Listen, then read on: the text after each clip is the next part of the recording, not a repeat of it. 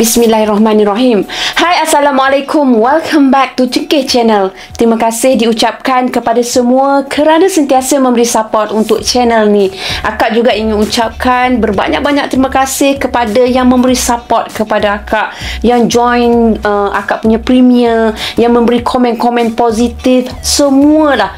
Tanpa korang, siapalah akak. So, hari ni akak doakan agar kita semua dipermudahkan segala urusan, dilimpah ruahkan rezeki, diberikan kesihatan yang baik, dipanjangkan usia, insyaAllah. Amin ya rabbal alamin. Untuk hari ni akak akan kongsikan hanya satu kisah seram, di mana kisah seram tersebut bertajuk Siapa Kunci Pintu. Kalau korang nak tahu siapa pula lah yang kunci pintu kan, korang kena stay dengan akak sampai habis. Jom. بسم الله الرحمن الرحيم قل أعوذ برب الناس ملك الناس إله الناس من شر الوسواس الخناس الذي يوسوس في صدور الناس من الجنة والناس.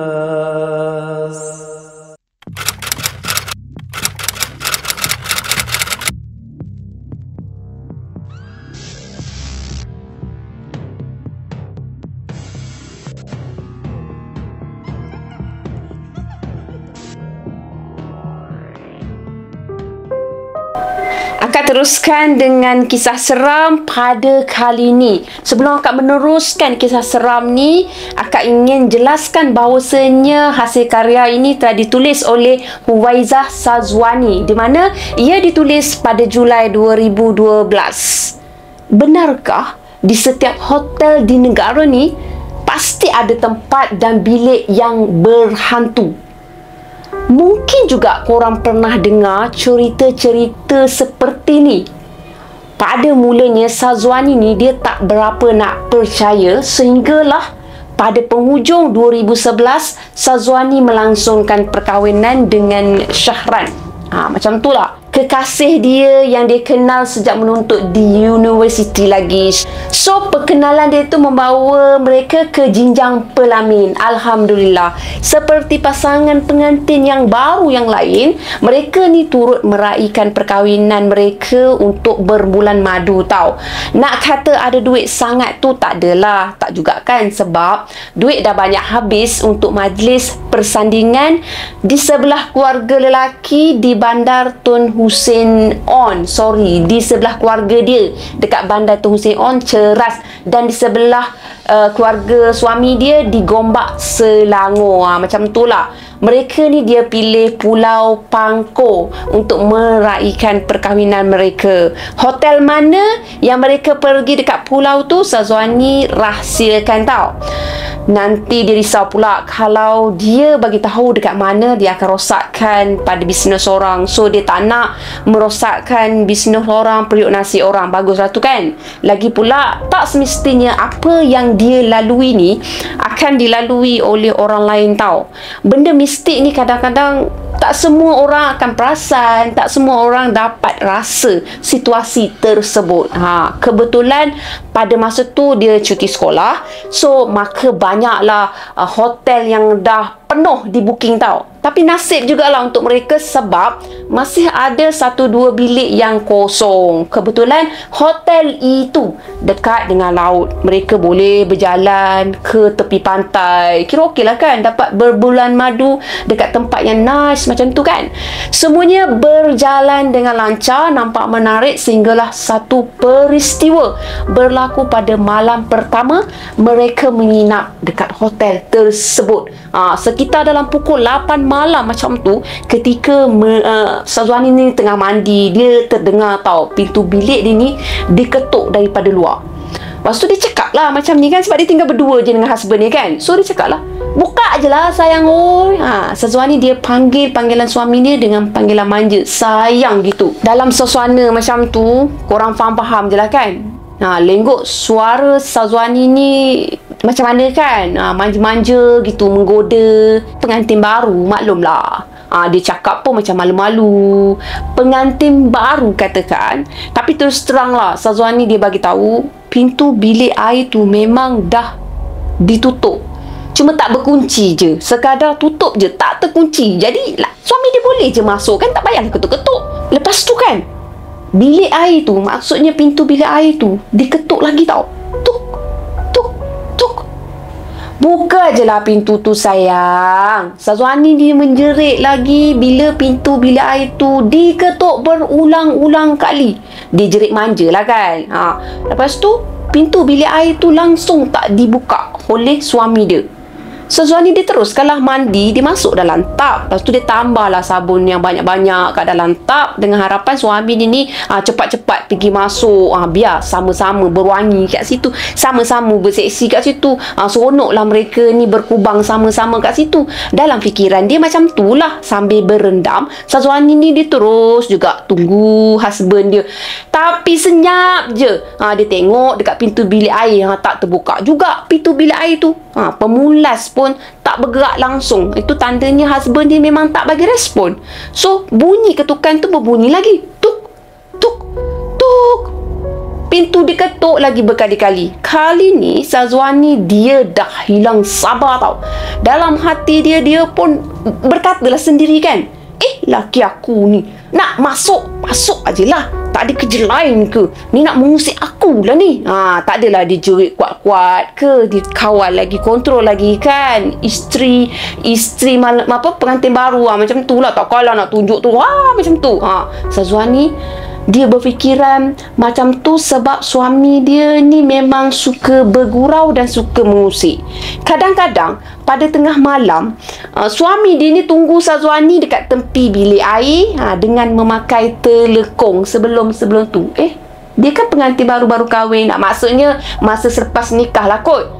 Bila buka saja pintu bilik air tu, Syazwani dia terus menjerit. Sebab terkejut lah tengok suami dia tu dah tercongol dekat tepi pintu.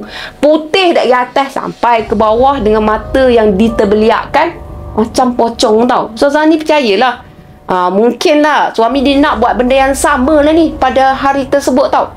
Bila dia tengok pintu bilik air tu masih juga tak dibuka, Syazwani pun keluarlah daripada tak mandi. Dalam masa yang sama dia membebel popek-popek. Mana tak membebelnya.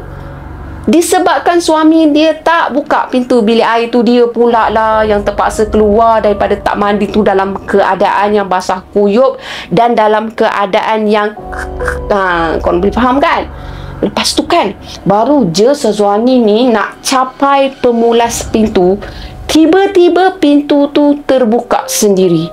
Bertambah geram lah Syazwani ni jadinya. Sebab nampak kan macam nak kenakan dia. Dia apa lagi teruslah dijengah dekat luar. Nak tambah lagi membebel ni. Tadi dah membebel, suami dia tak dengar pun sebenarnya, tapi dia je terus membebel. Kali ni dia nak tambah lagi membebel. Tapi dia terdiam. Sebab masa dia jengah keluar tu, dia tengok dekat pintu tu tak ada siapa pun. Tak ada sesiapa pun kat situ. Suami dia pun memang tak ada dekat situ. Abang ni asyik nak mainkan saya je, kata Syazwani sebaik dia menjengah dekat luar. Dia dah nampak muka husband dia kan. Bila dia kata macam tu, suami dia pula yang tercengang. Kelopong suami dia, macam pelik kan. Nak mainkan apa pula, kata suami dia.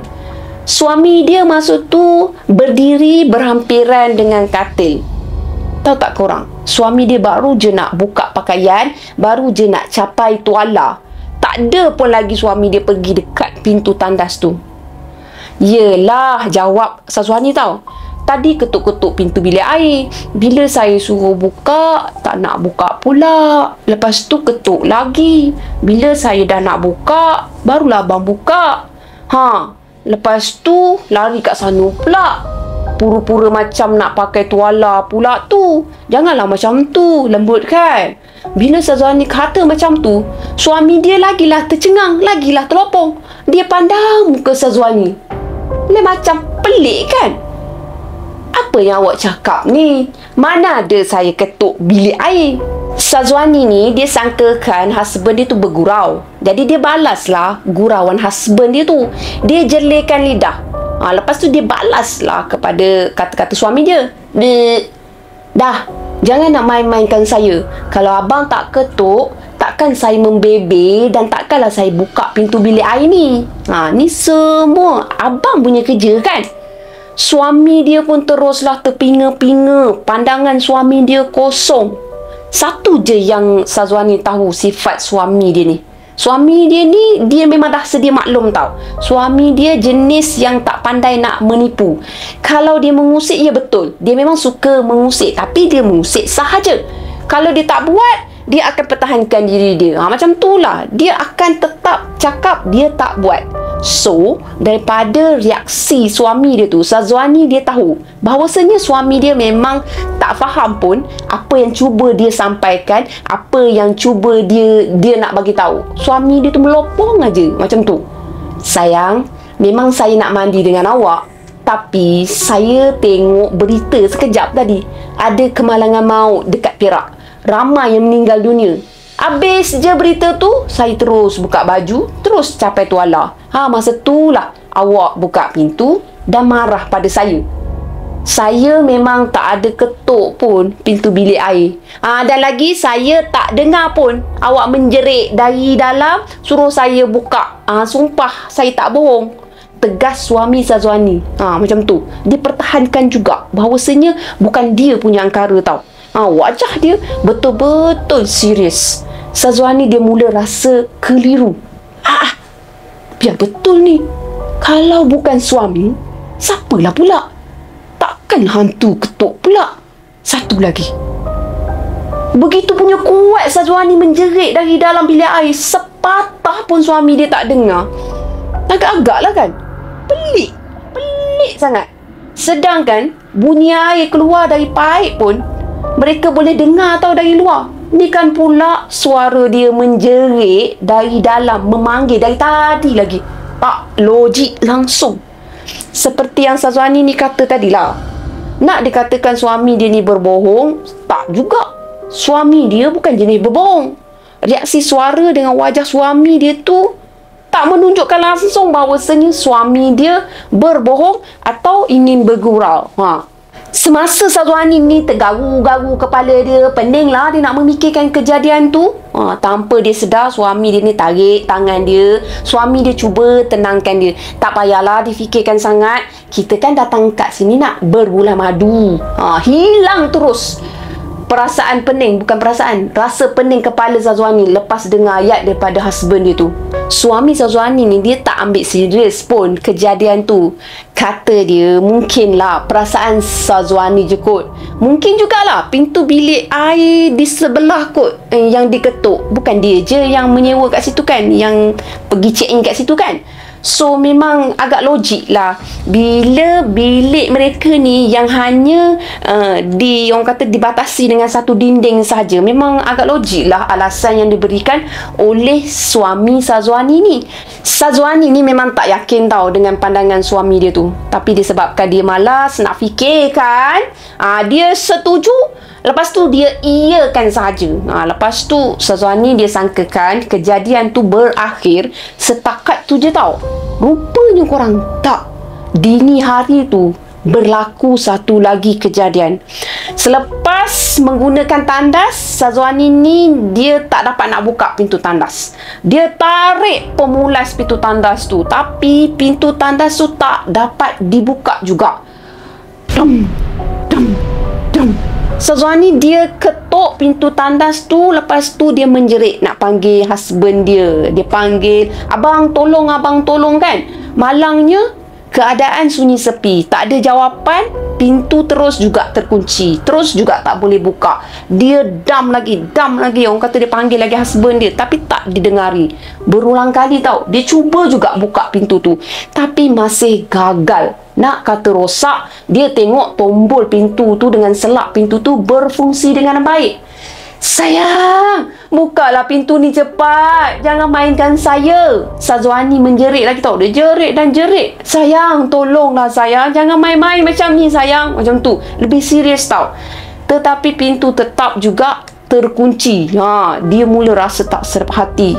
Kejadian pelik yang berlaku pada pukul 8 malam tadi tu, kembali terbayang dalam ingatan dia. Dada dia tu mulalah berdebar, fikiran dia mula terbayang macam-macam perkara tau. Dia imaginekan, mula terlintas dalam fikiran dia. Lepas tu dia terus menjerit, sayang. Dia menjerit dan menjerit dan menjerit sehingga kali ni dia menangis. Dia ketakutan tau. Bagi dia, itu bukan main-main dah.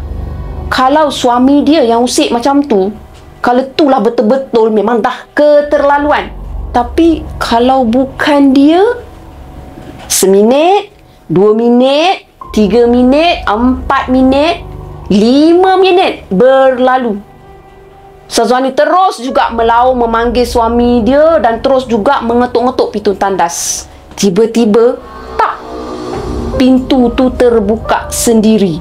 Bila dia keluar, alangkah terkejut dia bila dia tengok husband dia tak ada pun dekat pintu tersebut. Pagi tu, dia ceritakanlah apa yang berlaku kepada suami dia. Suami dia tenangkan dia. Lepas tu, suami dia pergilah, bawa dia pergi buat aduan dekat pihak hotel tau. Bagaimanapun, selepas memeriksa pintu tandas dalam bilik tu, pekerja hotel, dia bagi tahu pintu bilik air tu tak ada masalah pun korang. Pihak hotel tak dapat nak kesan sebarang kerosakan pun. Sama ada dekat pintu bilik air tu ke, dalam bilik air tu ke, semuanya dalam keadaan yang baik. Syazwani ni dia rasa tak sedap hati. Dia nak tukar bilik, tapi macam leceh lah pula kan. Susah pula. Malas pula dia rasa nak angkat-angkat barang. Lepas tu pakaian dia yang dia dah mandi, dia guna untuk mandi dekat pantai semua dah basah-basah pula. Macam leceh sangat tau. Lepas tu dia kata, kita stay je lah. Lepas tu dia kata, kita tukar je lah. Duk stay, tukar. Nak dijadikan ceritanya, mereka ni cuba jugalah untuk tukar bilik. Tapi pihak hotel bagi tahu, hari tu tak ada bilik kosong. Semuanya penuh. Sebabkan masa tu akak cakap tadi, musim cuti sekolah. Mahu atau tidak, mereka kena juga stay menginap dekat bilik tersebut. Suami Syazwani ni, dia cubalah nak memujuk Syazwani. Dia pujuk juga. Dia cakap mungkinlah pintu tu ada masalah. Tapi pekerja hotel tak dapat pula nak kesan apa masalah dia kan. Nak sedapkan lagi hati Syazwani ni, cuba anggap bahawasanya semua tu tak ada kaitan dengan perkara-perkara mistik, misteri. Macam tu lah. Siang hari mereka macam biasa, mereka pergi bersia-sia di sekitar pulau. Lepas tu Syazwani dia berharap lah dah tak ada lagi kejadian pelik berlaku. Tapi ternyata harapan dia tu palsu. Dia telah tersilap sangka. Lebih kurang pukul 12 malam, tiba-tiba dia terdengar loceng bilik mereka ni dipetik beberapa kali tau. Lepas tu pintu bilik mereka diketuk. Syazwani terus kejutkan suami dia yang pada waktu tu baru je nak tidur. Dengan keadaan mamai-mamai macam tu. Suami dia turun juga daripada katil. Tak sampailah 2-3 langkah macam tu, suami dia nak menuju ke pintu tu, bunyi ketukan tu hilang. Tiba-tiba lah bunyi yang petikan loceng pun sama juga, terhenti serta-merta. Suami dia pun buka lah pintu dan suami dia tengoklah kan kat luar. Dia tengok masa tu tak ada siapa-siapa pun. Untuk memastikan sama ada memang betul-betul tak ada orang kat situ, suami dia keluar melihat sepanjang kaki 5 dekat sekitar bilik mereka tau. Memang betul korang, tak ada siapa-siapa pun kat situ. Pelik juga, kata suami dia selepas menutup pintu, selepas kembali dekat katil. Lama jugalah mereka ni berbual tentang apa yang berlaku. Mereka, yelah, sebelum tu dah jadi macam tu, lepas tu jadi macam ni. Sehinggalah suami dia ni terlena semula kira-kira pukul 1 pagi. Sebaliknya, husband dia dah berdengkur di dalam selimut tau. Dalam posisi yang sama macam mana dia turun dari katil tinggalkan husband dia tu. Macam tu lah kedudukan husband dia. Tanpa berlengah, Syazwani pun terus masuk ke dalam selimut dan berselubung sampailah dia terlena. Terketar-ketar dia. Malang tau untuk Syazwani. Selepas je suami dia terlena, dia pula lah susah nak tidur, tak boleh nak lelak mata. Makin dia cuba pejam mata, makin otak dia berputar. Berfikir apa yang dah berlaku, kejadian sebelum ni berlaku, sepanjang menginap dekat hotel tu apa yang berlaku, apa yang akan berlaku akan datang. Berpusing-pusing dalam kepala dia. Entah pukul berapa lah agaknya, Tiba-tiba dia terdengar bunyi suis dipetik. Serentak dengan tu lampu bilik air dengan lampu kat lorong masuk dari pintu ke katil mereka tu serta-merta terpadam. Seluruh bilik tu menjadi gelap gelita. Dan untuk pengetahuan korang, kebetulan pula hujan kan. So akak teruskan penceritaan akak. Akak harap bunyi hujan ni tak mengganggu. Akak minta maaf kau. Akak teruskan. Siapa yang padam? Suami dia ke? Taklah. Bukan suami. Suami dia berada sebelah je dengan Sazwani, sedang tidur lena. Dah ada Sazwani ni berdebar kencang tau. Dia tahu ada sesuatu dalam bilik mereka tu. Ni bukan perasaan je tau. Ni bukan lagi imajinasi dia ke, dia yang fikir terlebih ke, macam mana ke, ataupun masalah elektrik ke. Kalau masalah elektrik, kenapa penyaman udara mereka ni terus berfungsi? Pelik kan? Ingin je dia menjerit masa tu. Tapi kan suara dia langsung tak keluar. Tersekat dekat dada tau. Dia nak juga berselubung muka dia dengan selimut. Lepas tu dia nak tutupkan muka dia dengan bantal. Dia tak nak tengok apa-apalah. Tapi badan dia kaku. Tangan dia seolah-olah macam dah dipaku, digam pada tilam tu. Lepas tu dia panggil abang dia. Abang, husband dia. Abang, bangun bang. Bang, bangun. Sazwani meraung. Sayangnya tak ada suara yang kedengaran. Bibir dia gerak-gerak ni. Tapi suara cerita dia tu berakhir dekat kerongkong dia. Dia tak keluar pun dekat mulut dia. Bayangkanlah. Tak lama selepas tu kan, Sazwani dia dengar pula lah bunyi paip terbuka. Lepas tu air paip tu mengalir dalam sinki. Cubalah korang duduk kat tempat dia. Lepas tu kan, pintu bilik air tu dibuka perlahan-lahan. Ya Allah, apa yang sedang berlaku ni? Sazwani dapat rasakan air mengalir keluar dari mata dia tau. Dia dah menangis. Dia cuba membaca ayat-ayat suci Al-Quran, tetapi tak mampu kerana terlampau takut. Masa tu dia menyumpah-nyumpah diri dia. Dia marahkan diri dia sebab dia ni jenis yang lemah semangat, mudah panik, mudah cemas. Bila berlaku sesuatu masalah macam ni, dia terus kalut.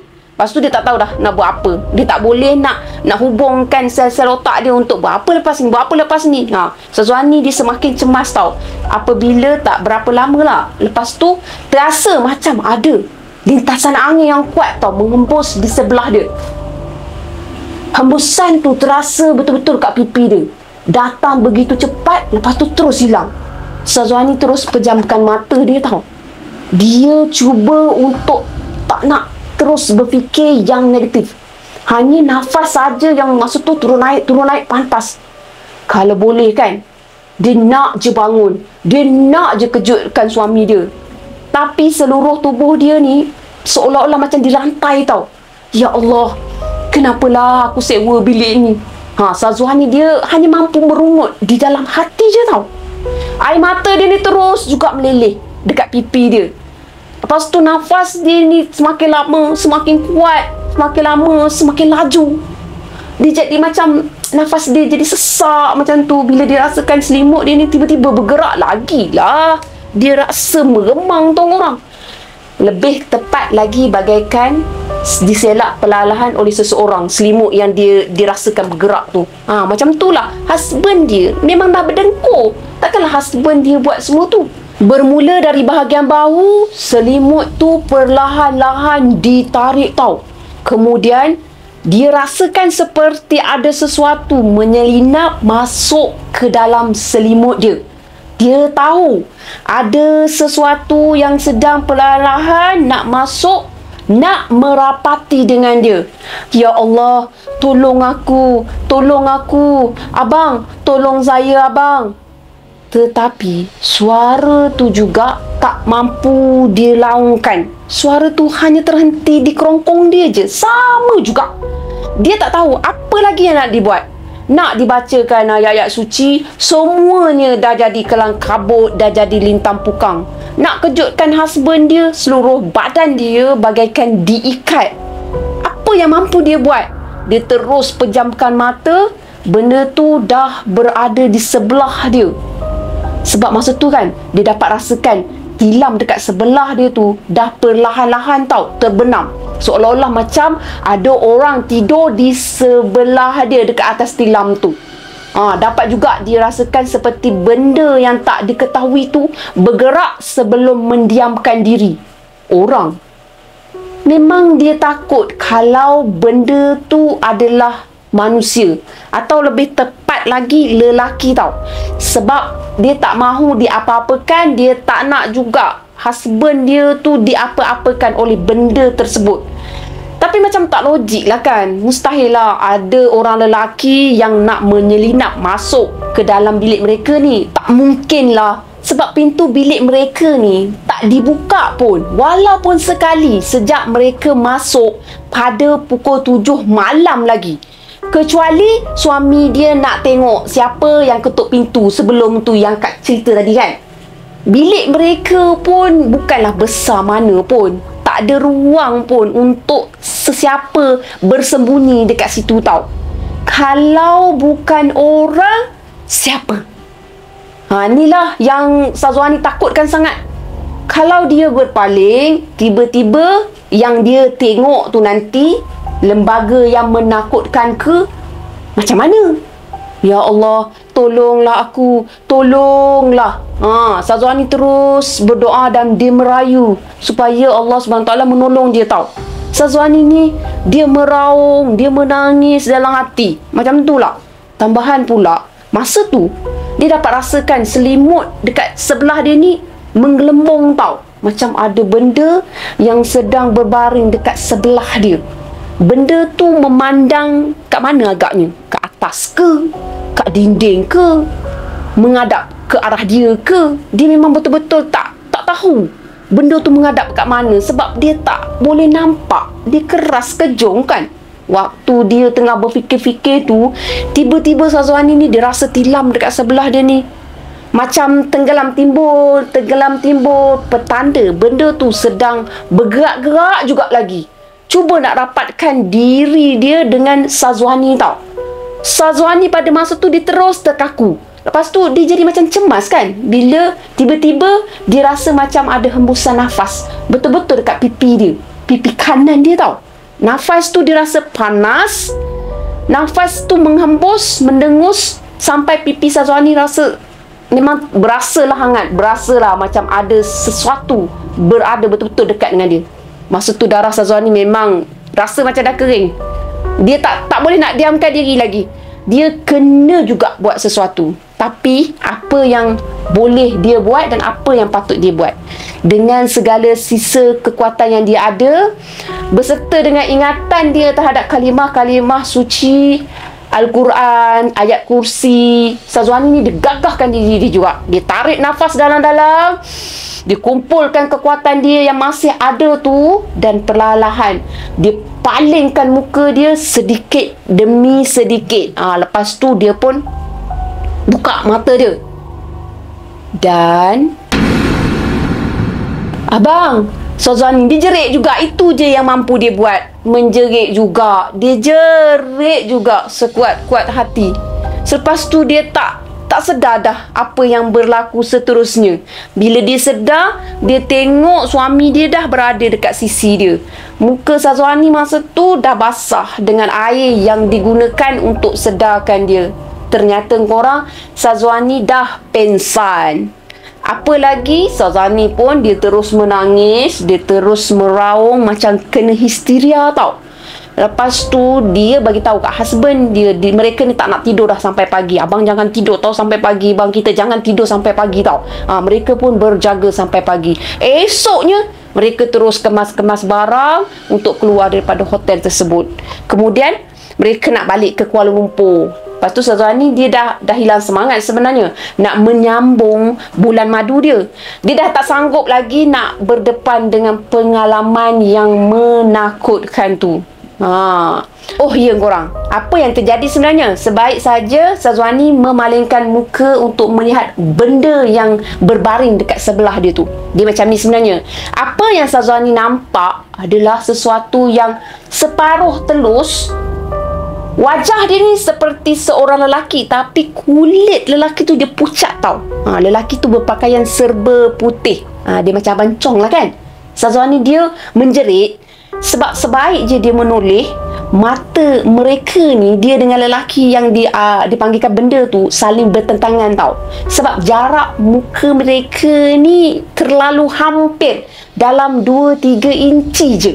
Pada waktu yang sama, Syazwani dia ada terhidu bau setanggi dengan bau hanyir mayat. Macam tu lah. Sampai sekarang dia jadi fobia apabila berada di dalam bilik seorang diri. Dia juga dah tak berani nak tidur sendirian. Malah lepas tu dia tak lagi berani untuk tidur berselimut. Ambil masa lah yang agak lama untuk dia tidur sendirian, dan ambil masa jugalah untuk dia tidur dengan berselimut tau. Semua tu kita kata satu peralihan lah untuk kita nak ambil balik semula semangat kita tu macam tu lah.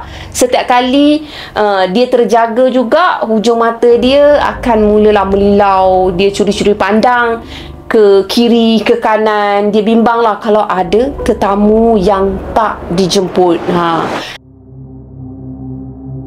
Apa sebenarnya yang mengganggu mereka ni?